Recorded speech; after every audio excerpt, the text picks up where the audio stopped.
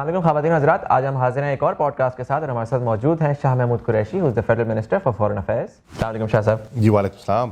سو میں اسٹارٹ کرنا چاہوں گا سب سے پہلے کہ 2 سال پہلے جب آپ اپوائنٹ ہوئے فورن منسٹر تو ہم سن رہے تھے کہ پاکستان آئسولیشن کی طرف جا رہا ہے اور انٹرنیشنلی اٹ سیمڈ لائک کہ ہماری فورن پالیسی کہیں ایگزسٹ نہیں کرتی.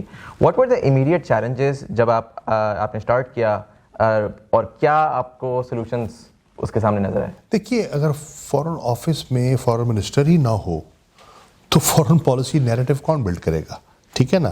تو پچھلی حکومت سے ایک بہت بڑی کوتاہی ہوئی کہ انہوں نے فل ٹائم فورن منسٹر نامزد نہیں کیا تھا، اور وزیر اعظم کے پاس اتنی مصروفیات ہوتی ہیں کہ وہ توجہ نہیں دے سکتا.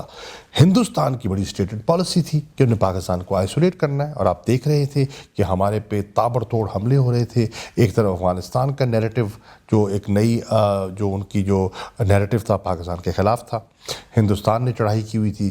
امریکہ ڈو مور کا نیریٹو لے کے ہم پر دے ور بریدنگ ڈاؤن آور تھروٹ. نئی ان کی ساؤتھ ایشیا کی اسٹریٹجی اناؤنس ہو چکی تھی، تو پاکستان خاصی دقت میں دکھائی دے رہا تھا.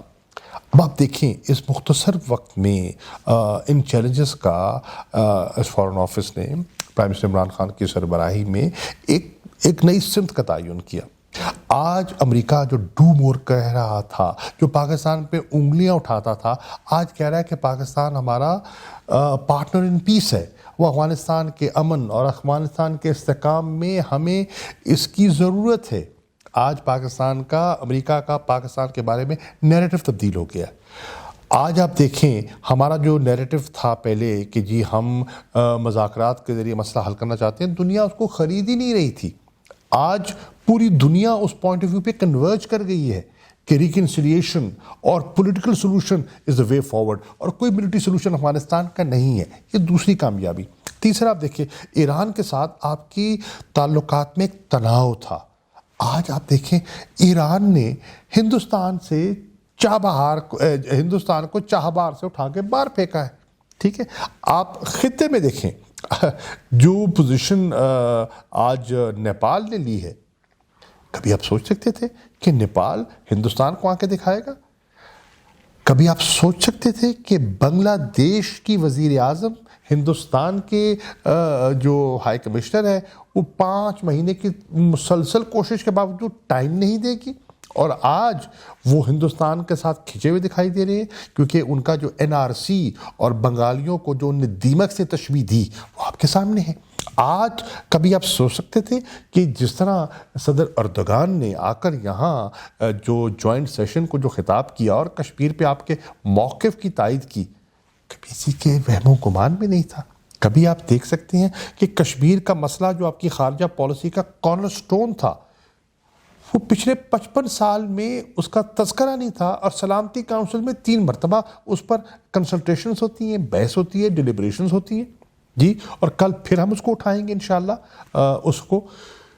کبھی آپ سوچ سکتے تھے کہ چین پاکستان کے ساتھ جو اسٹریٹجک تعلقات تو ہمارے تھے ہی تھے، لیکن یہ جو نیا اکنامک آرکیٹیکچر جو ان پلیس دکھائی دے رہا ہے سی پیک کی شکل میں، انویسٹمنٹ کی شکل میں، انڈسٹریل ریلوکیشن کی شکل میں، کسی کے تصور میں تھا؟ نہیں تھا.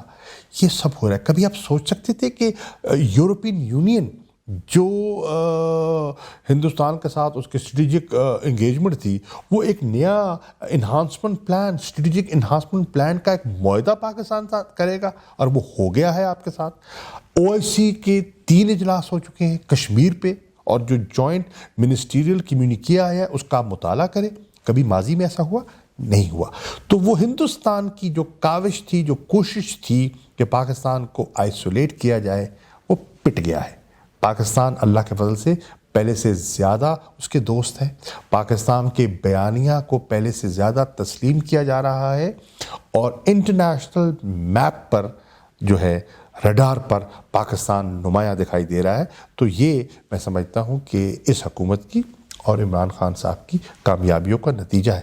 کبھی آپ سوچ سکتے تھے کہ اس پولرائز ماحول میں جو ایک پاکستان کا پولیٹیکل میپ سامنے آیا ہے، 70 سالوں میں تو نہیں آیا، اور آج ہم لے کر آئے ہیں جس کو پوری کشمیری قیادت نے، پاکستان کی کیبنٹ نے اور اپوزیشن کی تمام جماعتوں نے اسی دفتر خارجہ میں بیٹھ کے انڈوز کر دیا اس پولرائز ماحول میں. یہ اللہ کا کرم ہے.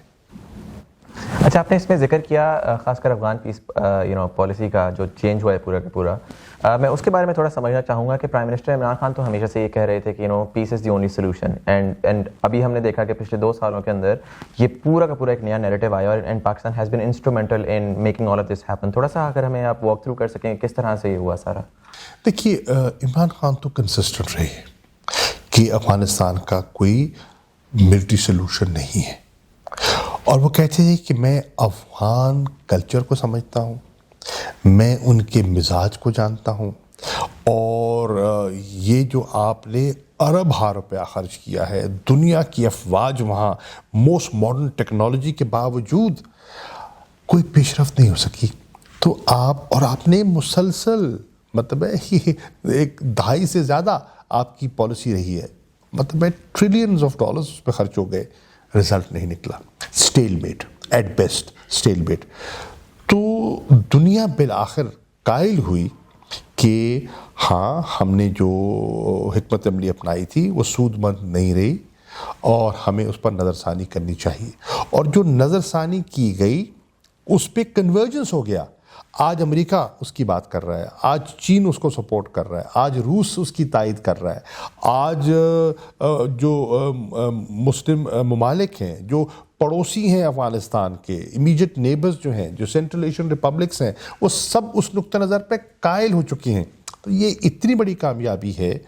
مثال کے طور پہ کبھی سوچ سکتے تھے کہ امریکہ اور طالبان جو ہیں وہ ایک میز پہ بیٹھے؟ دوحہ جب میں تھا, اور دوحہ کا معاہدہ جب سائن ہو رہا تھا, اور میں دیکھ رہا تھا ایک طرف پومپیو ہے, ایک طرف ملا برادر ہے, بیچ میں پاکستان ہے, یہ کوئی معمولی پیش رفت ہے؟ لیکن دنیا نے دیکھی اور وہ ہوا. کوئی سوچ سکتا تھا؟ یہ ابھی عید کا جو عید الاضحیٰ پہ آپ نے دیکھا کہ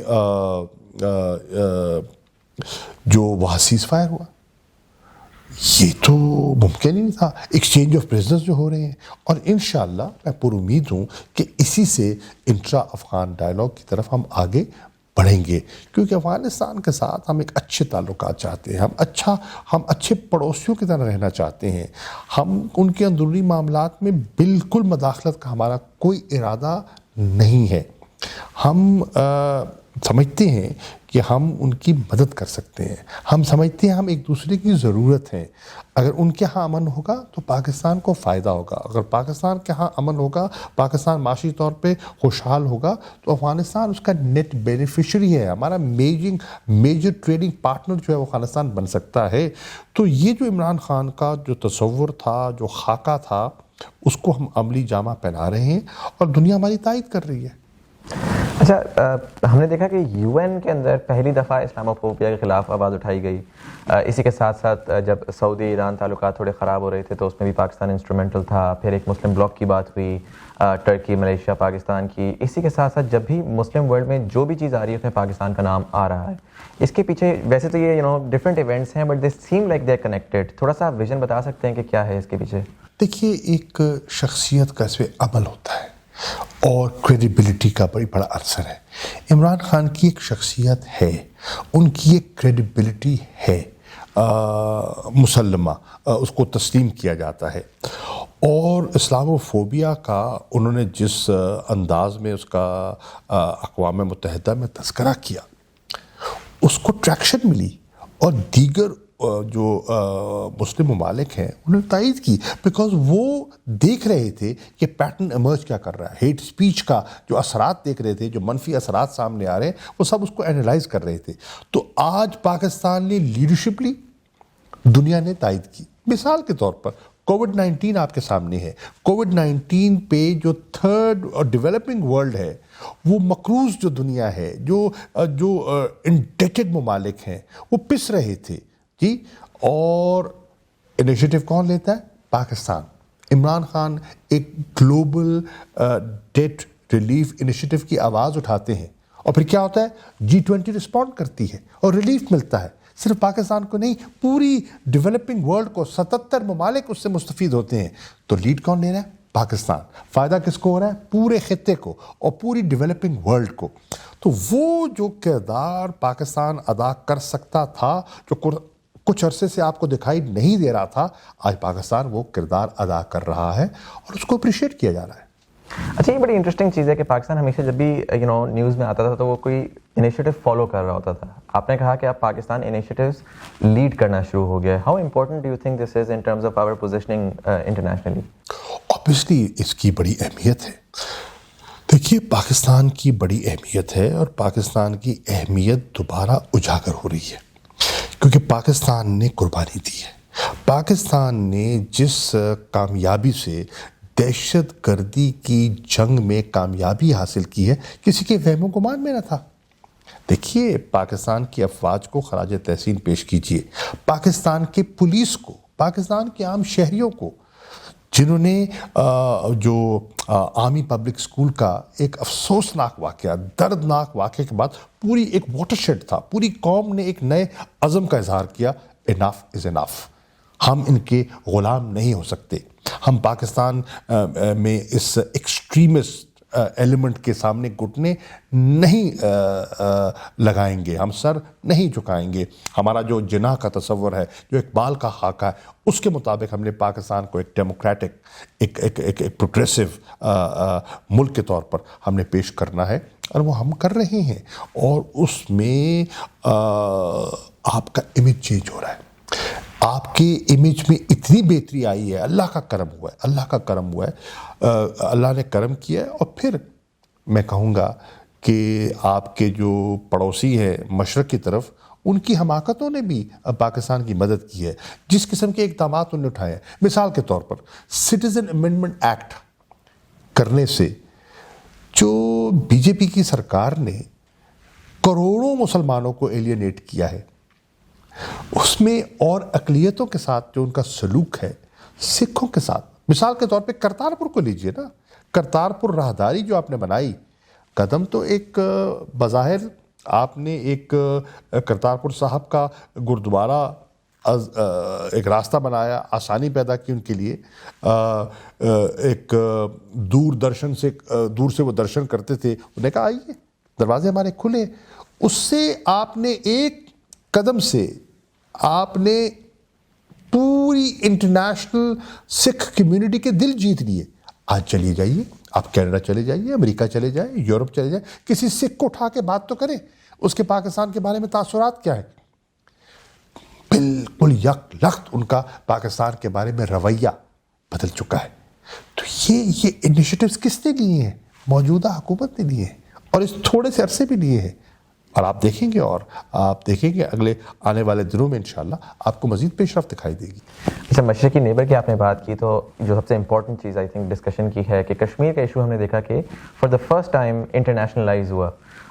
وی نیو کہ خاص کر ویسٹرن میڈیا جب لکھتا تھا، بولتا تھا، تو کبھی بھی وہ اس کے بارے میں پراپرلی نہیں کرتے تھے، بڑی سمپلسٹک سارٹ آف نیریٹیوز لے کر آتے تھے. لیکن اب ہم نے دیکھا کہ نہ صرف وہ لوگ بڑی ان ڈیپتھ جا کر ان تمام چیزوں کے بارے میں بات بھی کر رہے ہیں، بٹ رادر جو پرائم منسٹر نے پہلی دفعہ نیریٹیو اٹھایا جس میں انہوں نے ہندوتوا اور ایکسٹریمسٹ مودی کی آئیڈیالوجی ود نازی رجیم کو ریلیٹ کی. اب ہم دیکھ رہے ہیں کہ وہ والی ساری کی ساری چیزیں ان کے میڈیا میں بھی اپیئر ہوتی نظر آ رہی ہیں. ایسے تو نہیں ہو گیا. مجھے یاد ہے کہ جو نیو یارک ٹائمز کا ایڈیٹوریل بورڈ ہے، اس پہ عمران خان گئے، جو انہوں نے بات کی، تو انہوں نے کہا کہ آپ میری بات مت مانیے، آپ گوگل کیجئے نا، آپ آر ایس ایس کی ہسٹری کو چیک کیجئے اور دیکھیے کہ نریندر مودی میں اور ایڈورڈ ہلفرٹ میں مطابقت کتنی ہے، آر ایس ایس میں اور نازیز میں مماثلت کتنی ہے. That stuck, that narratives, we were able to sell that narrative. دنیا نے اس کو قبول کیا. اور آج آپ دیکھیں، آپ ریسرچ کر لیں، جتنی انٹرنیشنل نیگیٹو پریس ہندوستان کو پچھلے اس 1-1.5 سال میں ملی ہے، کئی دہائیوں میں نہیں ملی. پاکستان دفاعی پوزیشن میں تھا، آج پاکستان دفاعی پوزیشن میں نہیں ہے، آج ہندوستان دفاعی پوزیشن میں ہے. یہ جو بیانیہ تبدیل ہوا ہے، یہ راتوں رات تو نہیں ہو گیا نا. آخر کار کسی نے محنت کی ہوگی، کسی نے سر جوڑے ہوں گے، ایک پاکستان کا امیج اللہ کے فضل و کرم سے بہتر ہوا ہے، ایک کوآرڈینیٹڈ ایفرٹ ہوا ہے.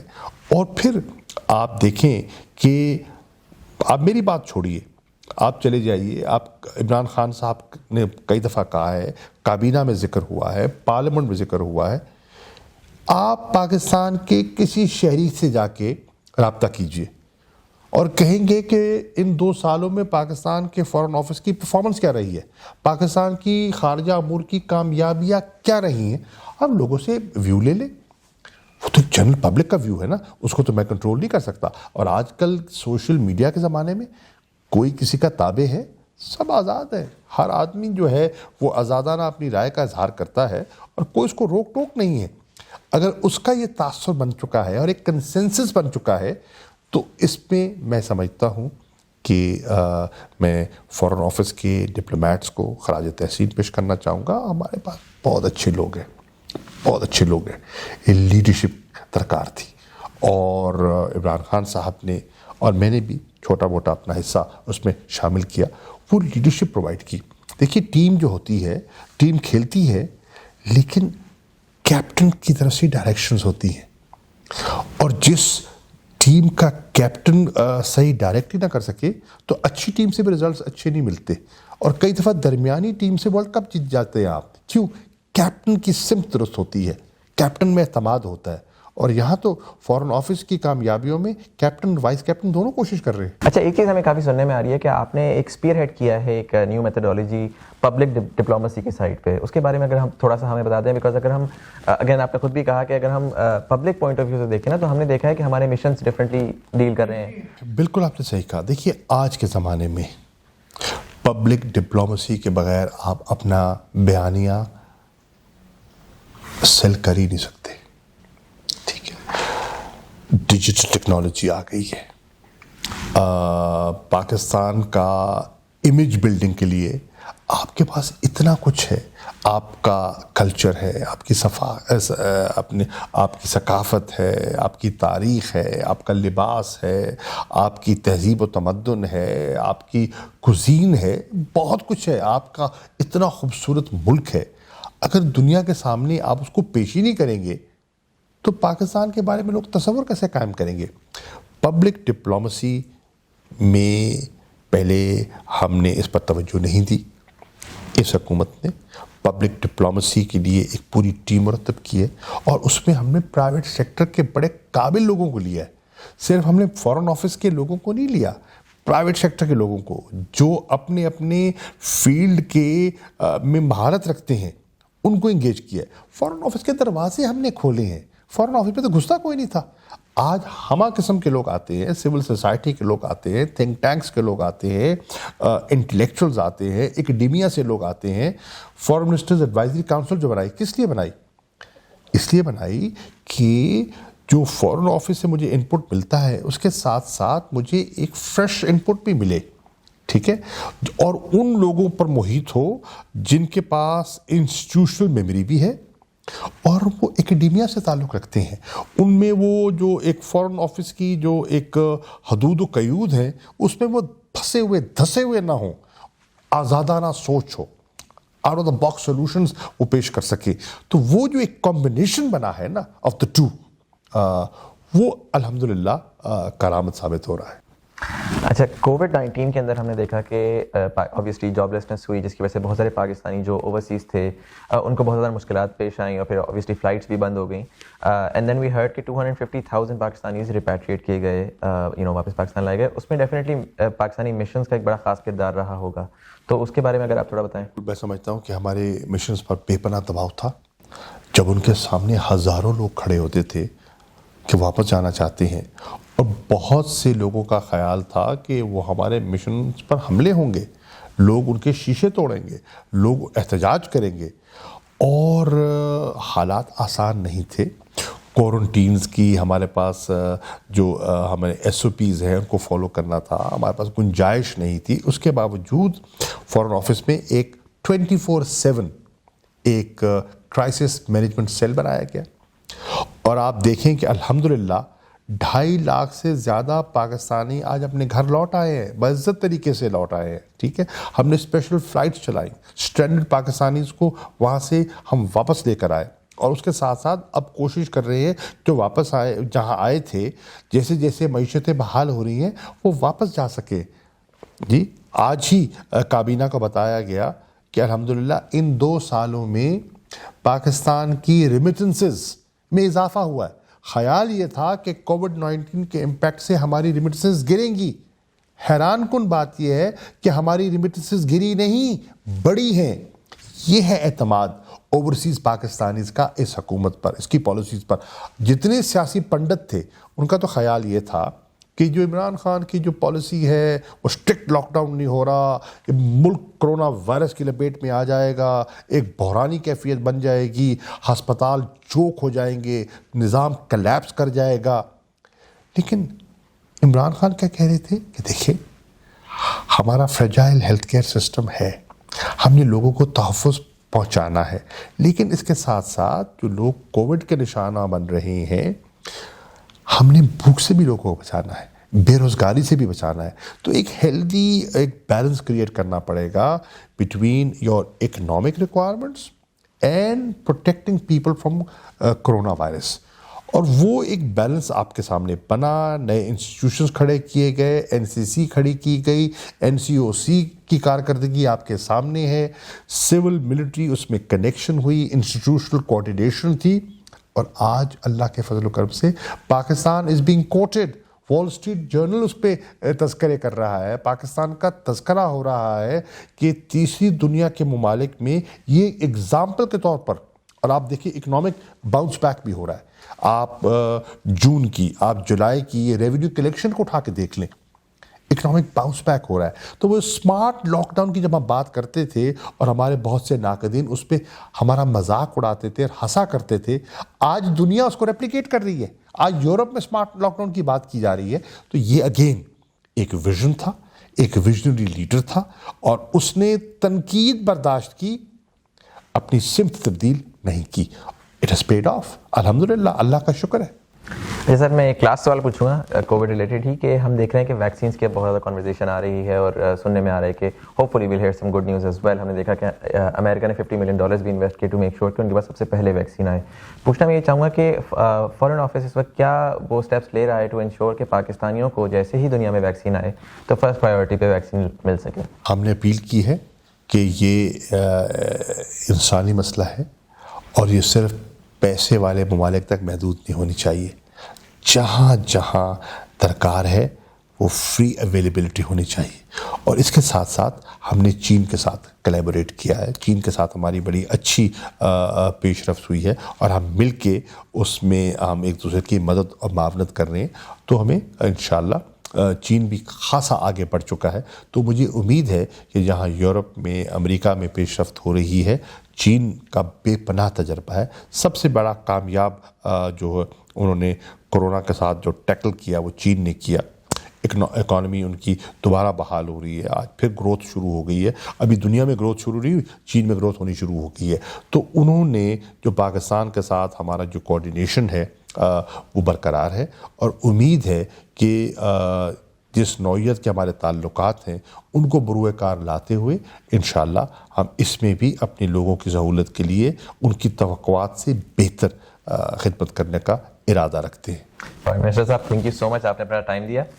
ہماری یہ پوڈ کاسٹ آج یہیں ختم ہو جائے گی. Thank you so much for watching. Will see you in the next one.